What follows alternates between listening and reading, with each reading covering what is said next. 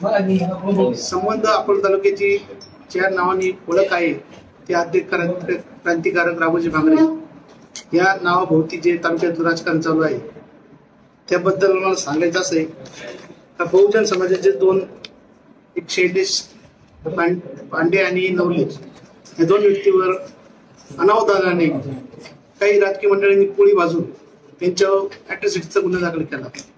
याबद्दल मी बहुजन समाजावरती जाहीर निषेध करतो का ठेकेदार हा असा आहे का त्याला कामाशी घेणे त्याला तुमच्या राजकीय घेण्याची काही घेणं राहत नाही घेणं देणं राहत नाही। हे दोन माणसं पाहिल्यानंतर असं वाटतंय यांचा राजकारणाचा लांब लांबपर्यंत संबंध आलेला दिसत नाही। पांडे कुटुंब असेल किंवा नवले कुटुंब असेल तर अनावधानाने यांच्यावर राजकारण करायचं तर तुम्हाला तालुक्यात भरपूर जागा आहे राजकारण करण्यासाठी। तुम्हाला राजकारण करायचं आमदार महोदय राजकारण करायचं ना तुम्ही ह्या गरीब दोन व्यक्तींवर राजकारण त्याच्यात काय तुमचा फायदा काय झालेला नाही माझ्या हिशोबाने। कारण का दोन समाजामध्ये भांडण लावून जातीय तेंडीमार करून तुम्हाला राजकीय संधी साधायची होती। खरं तर हे सगळं वातावरण पेटवायचं कारण कोतुळी याचं मेन केंद्रबिंदू कोतुळी।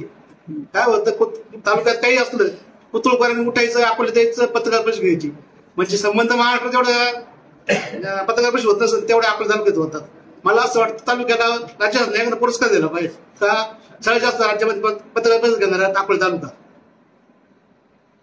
तर मला असं वाटतं की हे सगळं थांबलं पाहिजे कारण ज्यावेळेस कालची हे दोन जणांना जामीन झाला त्यावेळेस ज्या 6 वाजेपर्यंत अनिकेत चौधरीने जे अग्रीमेंट केलंय त्याच्यावरून मला असं वाटतंय का संबंधित त्यांना गुंतवण्यासाठी एवढा खटाटोप चालू होता आणि आज सांगतात का आम्ही काय म्हणे ऍडव्होकेट केडी तुम्हाला यांना मदत केली म्हणे। तर मला असं वाटतं मदत नाही यांनी फक्त पाणी वाचायचं काम केलंय मदत करायचं काम नाही करेल।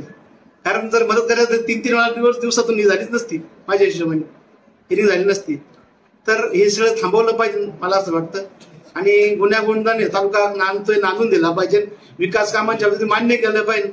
कुटुंबामध्ये काम बंद पडणार हेच माणसं होते तालुक्यात कुठे काम बंद पडणार हेच माणसं बदल नाही फक्त यांना विकास तालुक्यात जसं छत्रपती शिवाजी महाराजांचे घोडे जसे आपल्या पाण्यामध्ये दिसत होते तसे यांना अंधारात पण किरण लांबटे दिसत आहेत झोपेमध्ये दिसतात उठताना वाटतं दिसत आहेत। यांनी पाण्याला जाऊन तर सांगितलं तुम्ही त्या नवले कुटुंब आहे की त्याला असं सांगितलं तुम्हाला मी सोडवतो म्हणे फक्त तुम्ही किरण लांबटेंचं नाव घ्या म्हणून। हे राजकारण कोणतं तुमचं तुम्ही एखाद्या माणसाला जाणीवपूर्वक गुंतवायचा प्रयत्न करू नका चांगलं काम करता करू द्या तुम्हाला जमलं नाही त्यांना करू द्या ना तुमच्या दमेत तुम्ही आणा ना काम करा तालुक्याचा विकास करा कोण तुम्हाला अडवले भरपूर जागा आहे तुम्हाला राजकारण करायला ना। समजा आता विधानसभेला तुम्ही तुमचं काम केलं त्यांनी त्यांचं काम केलं ज्याला निवडून आणलाच आहे परत पुढे जिल्हा परिषद तुम्ही तुमचा उपद्व्याप दाखवा ना जनतेमध्ये दाखवा पण तुम्ही असे लोक